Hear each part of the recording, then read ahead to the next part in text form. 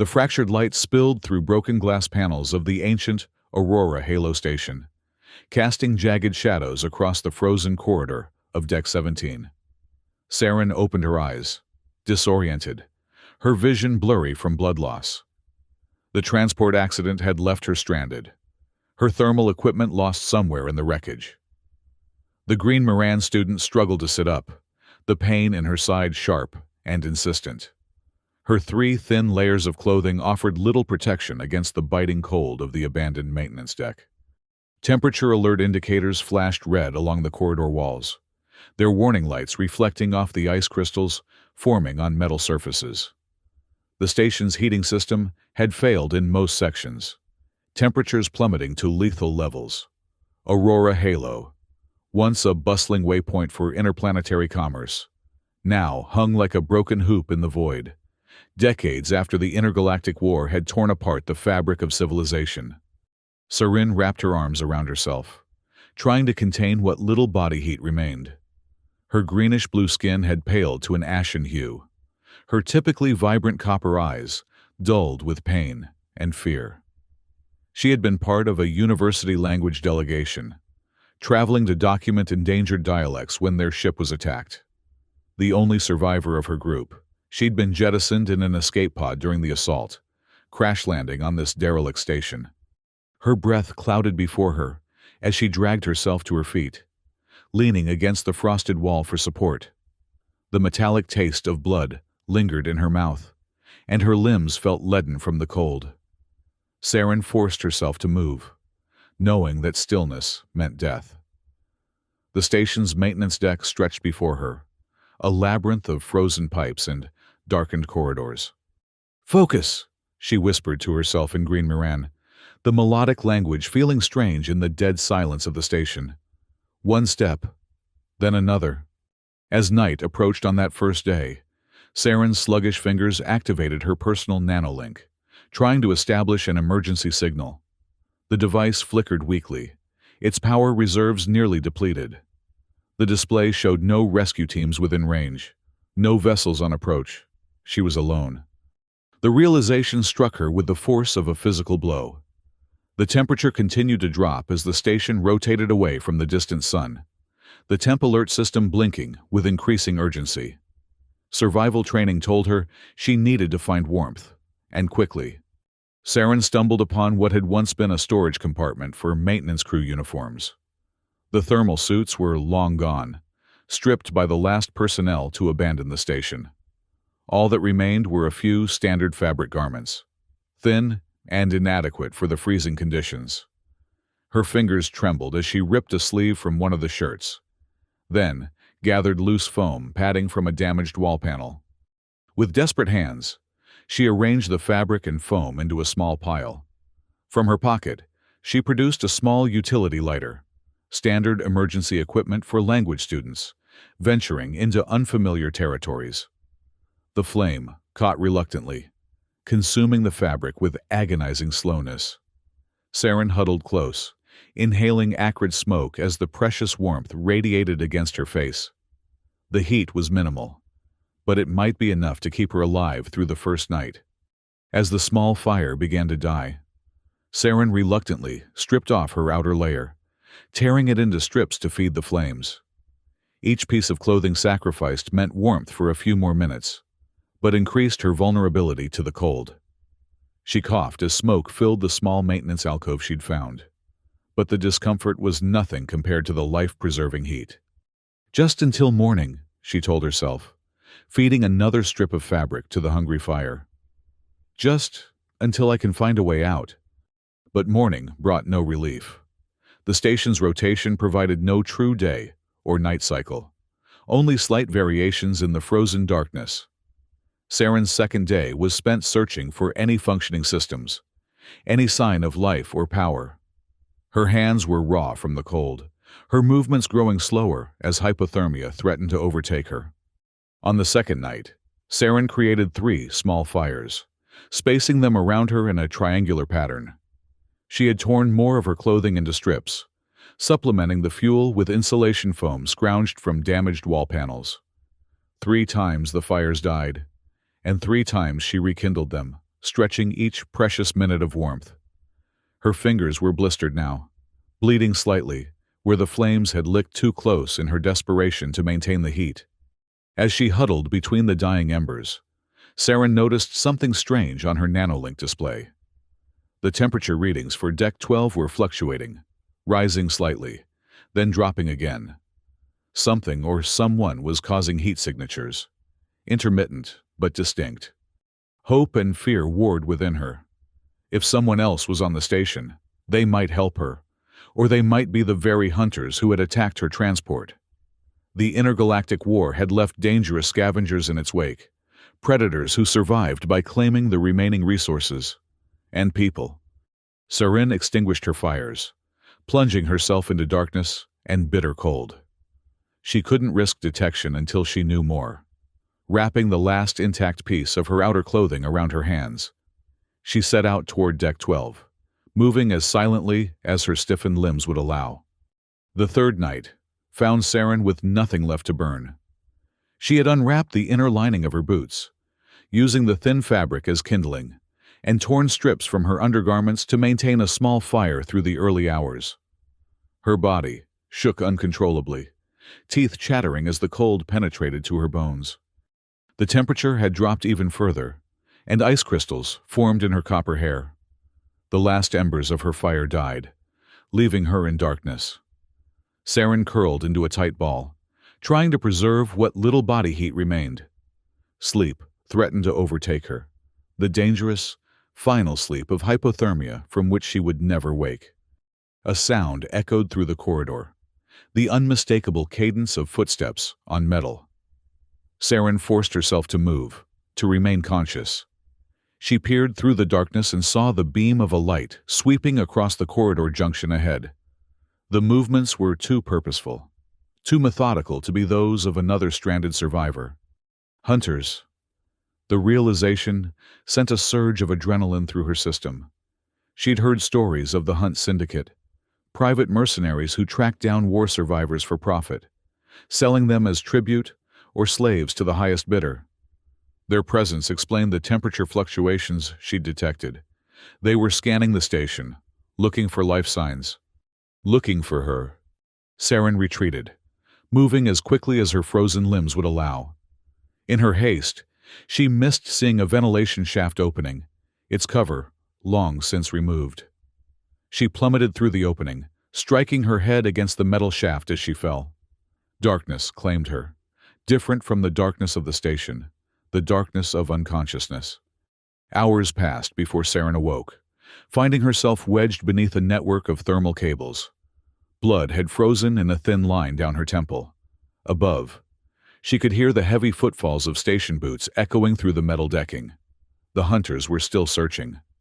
With excruciating slowness, Saren extracted herself from the tangle of cables and crawled through the narrow duct, seeking escape from her pursuers.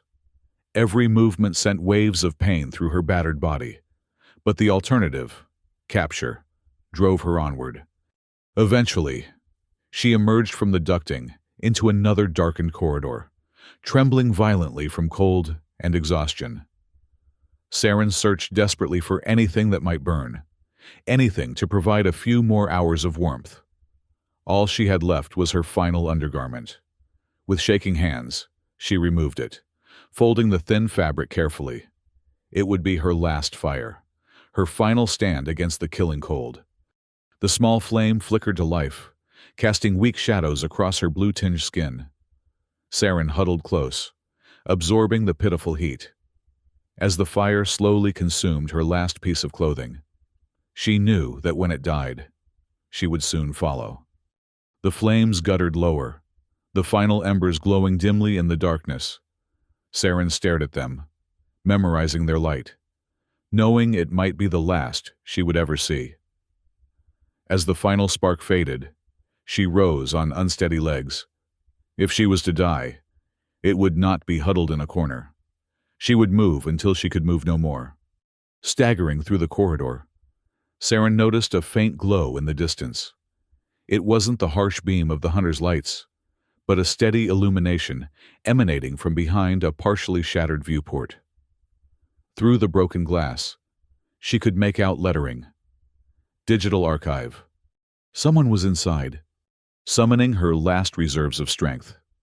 Saren approached the viewport. Her fingers, soft green Moran flesh against frozen metal, tapped weakly against the glass. Inside, Kelvin Arlo, the lone data engineer, who had remained to maintain the station's digital library, heard the soft sound. Kelvin had been alone for years, maintaining the vast archives of knowledge stored in Aurora Halo's memory banks.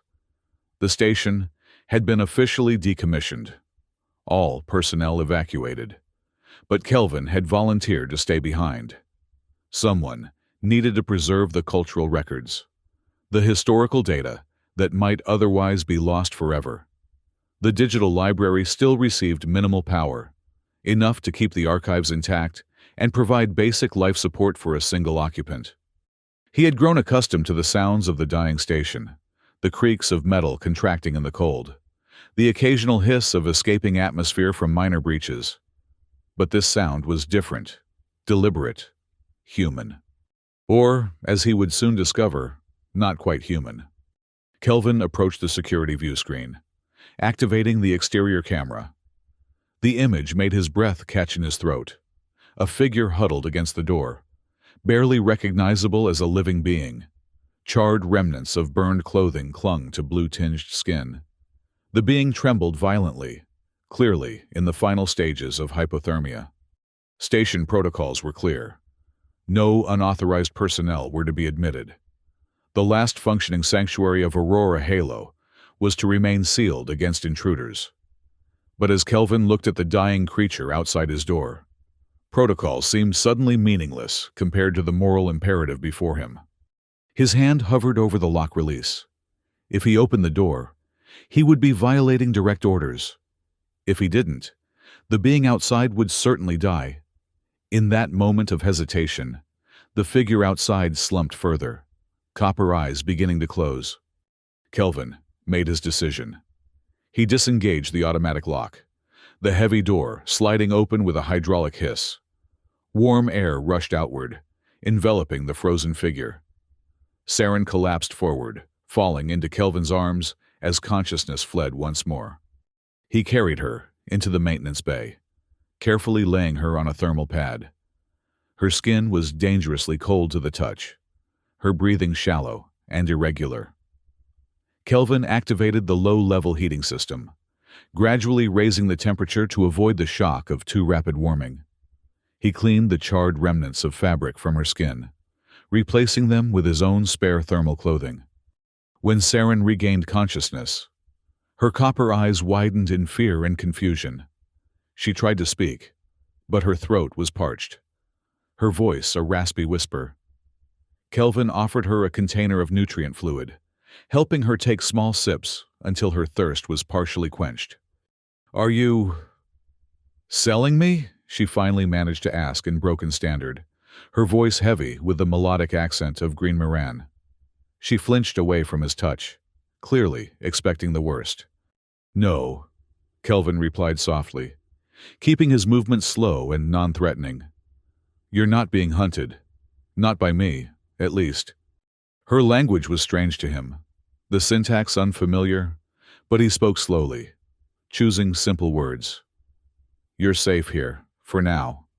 Over the next 2 nights, Kelvin tended to Saren's burns and frostbite, teaching her how to operate the minimal heating systems within the archive section. Gradually, he explained the station's situation, that Aurora Halo had been abandoned years ago. All civilian operations ceased. Only he remained, maintaining the vast digital archives that contained cultural and historical data from dozens of worlds. As Saren recovered enough strength to move about the archive chamber, Kelvin worked to restore power to additional sections of the station. During his repairs, he intercepted communications from the hunters. The Hunt Syndicate was indeed searching for a survivor to be sold as tribute. Saren realized that even if she remained on the station, she would eventually be found. "Why did they want you specifically?" Kelvin asked, as they shared a meager meal of reconstituted proteins. Saren hesitated, then spoke softly in her native tongue. The words seemed to flow like water, musical and haunting.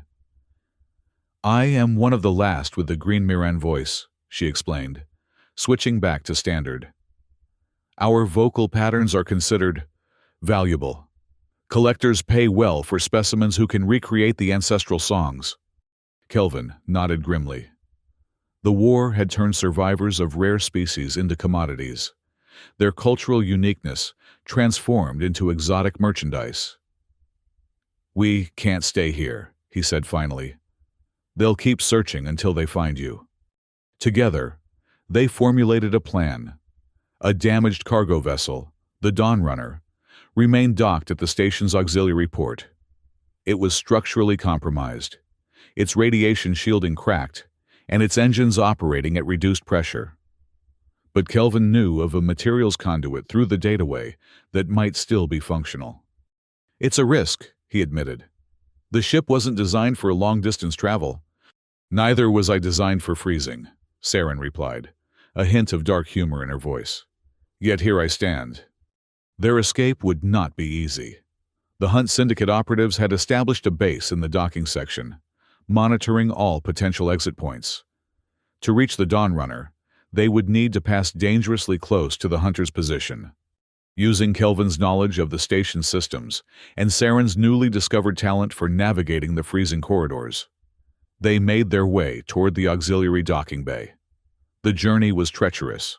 Sections of the station had lost pressure entirely, requiring them to use emergency oxygen supplies and sealed passages to bypass the vacuum-exposed areas. As they approached the cargo hold where the Dawn Runner was docked, they encountered the first real test of their partnership.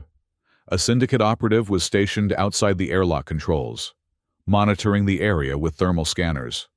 There would be no way to access the ship without being detected. "We need a distraction," Kelvin whispered, ducking behind a cargo container. Saren nodded, removing a small ornament from her hair, a simple piece of jewelry that had somehow survived her ordeal. "This contains optical nodes," she explained. "Part of our cultural ceremonies. It can emit signals that might interfere with their communications." While Kelvin created a bypass for the airlock mechanisms, Saren activated the ornament, its surface glowing with a subtle luminescence. She placed it inside a ventilation duct, where its signal would propagate throughout the nearby sections. The effect was immediate. The Syndicate operative's communication system erupted with static, forcing him to leave his post to re-establish contact with his team. In those precious moments, Kelvin disabled the tracking beacon on the Hunter's equipment, creating a blind spot in their surveillance. They slipped past the confused operative, reaching the airlock that connected to the Dawn Runner's cargo bay. Kelvin's fingers flew over the manual override controls, his years of maintaining the station systems proving invaluable as he bypassed the security protocols. The airlock door slid open with a reluctant groan, revealing the darkened interior of the cargo vessel. They had barely stepped inside when alarms blared throughout the docking section. They had been discovered. "Move!" Kelvin shouted, shoving Saren toward the ship's inner door as plasma fire erupted behind them. A Syndicate hunter had returned, weapon drawn, firing indiscriminately into the airlock. Kelvin fell forward, a plasma burst grazing his shoulder. Saren dragged him through the inner door, slamming her hand against the emergency seal control. The door hissed shut, locking out their pursuers, at least temporarily. "You're injured," Saren said, examining the burn on Kelvin's shoulder. "It's nothing," he grimaced, pushing himself to his feet. "We need to get this ship moving before they override the airlock." The Dawn Runner's bridge was cold and dark, its systems dormant after years of disuse. Kelvin activated the emergency power cells, bringing the basic navigation and propulsion systems online. Warning indicators immediately flashed across the console. Life support was minimal, engine efficiency at less than 40%. "It will have to be enough," he muttered, initiating the undocking sequence. Outside, they could hear the hunters attempting to breach the airlock, the metal reverberating with impacts. Saren strapped herself into the co-pilot seat, her copper eyes fixed on the external cameras, showing their pursuers' frantic efforts. The ship shuddered as the docking clamps released, inertia pushing them back in their seats as the Dawn Runner drifted away from Aurora Halo. Kelvin engaged the maneuvering thrusters, gradually increasing their distance from the station. A warning klaxon sounded as one of the hunters managed to activate an exterior maintenance hatch. Magnetic boots, allowing him to cling to the ship's hull as they pulled away. "We have a passenger," Kelvin said grimly, pointing to the external camera feed. Saren's eyes narrowed. Without a word, she moved to the environmental controls, overriding the safety protocols. The external hull temperature plummeted as she redirected the remaining coolant to the outer plating. Within moments, the hunter lost his grip, magnetic boots failing as ice formed on the hull surface. They watched in silence as the figure tumbled away into the void. A small, dark shape against the vast backdrop of stars. Neither felt triumph, only the solemn weight of survival's necessities. As the Dawn Runner limped away from Aurora Halo, Kelvin accessed the ship's navigation database. Most destinations were beyond their reach with the damaged engines, but one entry caught his attention. "Lunar Verdant," he said, studying the coordinates. "A terraformed moon orbiting a minor planet in the outer system. It's within our fuel range. Barely." "Is it inhabited?" Saren asked, her voice hopeful. "Sparsely. It was an experimental ecosystem before the war.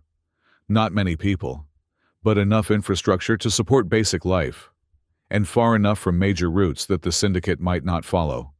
Saren nodded, watching as Kelvin plotted the course. The Dawn Runner's engines protested, straining against the void as they accelerated toward their destination. The journey would take days, with life support systems barely maintaining minimal function. They settled into an uneasy routine, taking turns monitoring the ship's failing systems, making repairs where possible with limited resources. During the quiet hours, they shared stories, Kelvin speaking of his years as the lone guardian of humanity's digital memory, Saren describing the lush harmony forests of Green Mira before they were reduced to ash in the war. "Why did you stay?" Saren asked on the third day of their journey. "When everyone else abandoned the station?" Kelvin was silent for a long moment, his fingers tracing patterns on the console. "Because someone had to remember," he finally said. "All those stories, all that knowledge, it would have been lost. Just data, erased with a keystroke because it wasn't deemed economically valuable." He looked up at her, his eyes reflecting the dim emergency lighting. "When memory disappears, the soul fades too. I couldn't let that happen." Saren nodded, understanding. Her people had been scholars and linguists, keepers of oral traditions that stretched back millennia. Now, she might be one of the last who could speak the ancient poems in their proper cadence, with the unique vocal harmonics that gave Green Moran its haunting beauty. "We are not so different," she said softly, "both fighting to keep something alive that others would let die." As they approached Lunar Verdant, the Dawn Runner systems began to fail in earnest. The radiation shielding, already compromised, deteriorated further as they entered the moon's thin atmosphere. Warning indicators flashed across every console, the ship groaning under the strain of re-entry. "We're coming in too fast," Kelvin warned, fighting with the manual controls as the automated systems shut down one by one. "Brace yourself!" The Dawn Runner skimmed across the surface of a shallow sea, its hull screaming in protest before crashing into a marshy shoreline. The impact threw them forward against their restraints, the bridge plunging into darkness as the final power cells failed. For several long moments, they sat in silence, assessing their condition. Kelvin had a gash across his forehead, blood trickling into his eyes. Saren's recently healed frostbite wounds had reopened, the blue-green of her skin marred by fresh bruises. But they were alive. Kelvin forced the manual release for the bridge door, and they stumbled out into the cargo hold, now tilted at an awkward angle. The external hatch was jammed, requiring both of them to strain against the warped metal before it finally gave way with a screech of protest. Humid air rushed in, carrying scents that neither had experienced in years. Vegetation, water, soil. Saren stepped out first, her copper eyes wide with wonder as she felt the gentle patter of rain against her skin. After the killing cold of Aurora Halo, the warm droplets seemed miraculous. "Rain," she whispered, tilting her face upward to feel the water against her skin. "I had forgotten." Kelvin followed more cautiously, scanning the horizon for signs of habitation.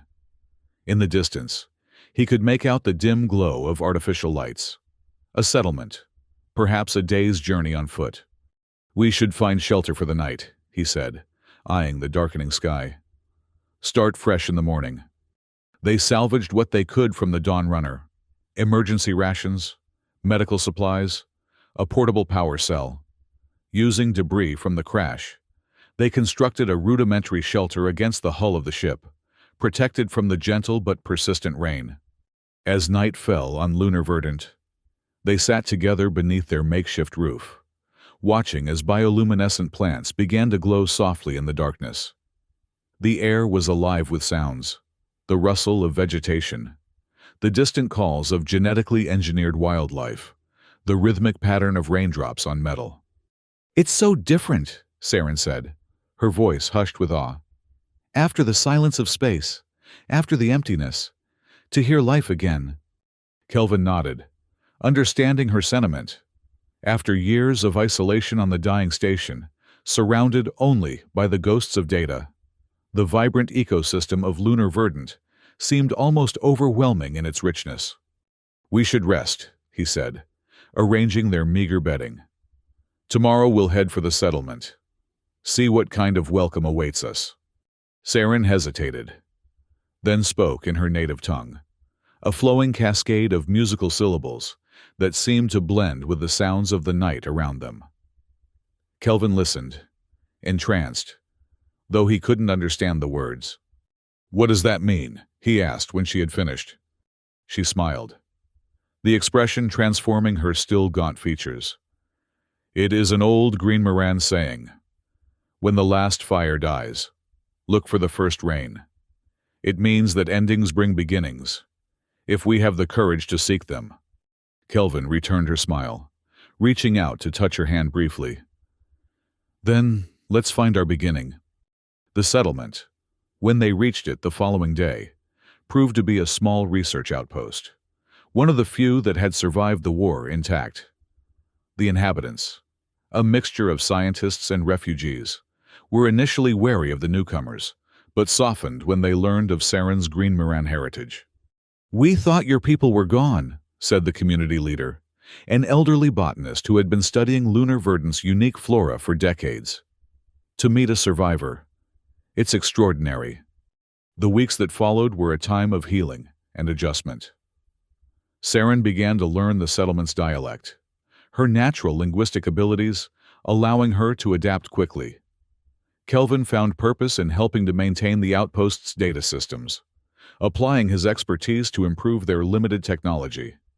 They were assigned a small dwelling on the outskirts of the settlement, a simple structure with 2 rooms and basic amenities.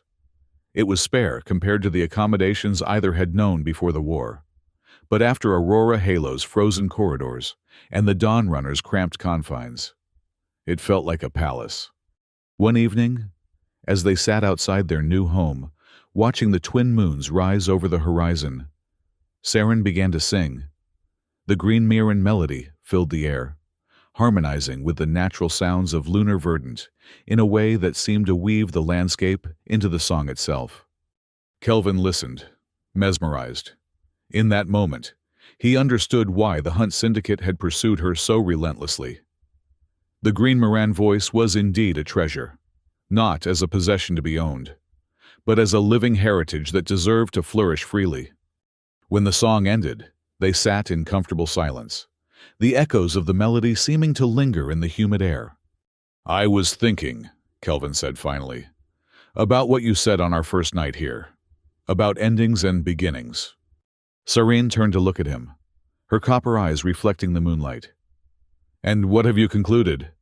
"That perhaps we were both preserved for a reason. You with your voice, me with my dedication to memory. Together, we might build something new from what was saved. She nodded slowly, understanding the deeper meaning beneath his words. A future, not just a past. Yes, he agreed, a future. In the distance, they could hear the soft patter of rain beginning again, the gentle percussion a counterpoint to the rhythm of their shared breathing. Whatever challenges lay ahead, the possible pursuit by the Hunt Syndicate, the difficulties of building new lives on this fragile moon, they would face them together. Two survivors united by the simple, profound miracle of having found each other in the vast, cold emptiness of space. The warmth between them, kindled in those desperate days aboard Aurora Halo, had grown into something neither had expected to find again after the devastation of war. Hope. Not the frantic hope of immediate survival, but the deeper hope of renewal, of possibilities yet to unfold. And as the rain continued its gentle cadence against the leaves outside their shelter, Saren began to teach Kelvin the words to an ancient Green Moran blessing, a promise of protection and prosperity that had been spoken for countless generations before her. Her voice, joined hesitantly by his, rose into the night air of lunar Verdant, no longer burning for survival, but kindling something new.